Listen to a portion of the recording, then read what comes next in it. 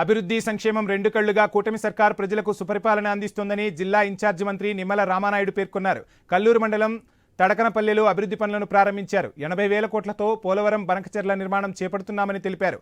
బనకచెర్ల పూర్తయితే రాయలసీమ సస్యశ్యామలం అవుతుందని నిమ్మల స్పష్టం చేశారు.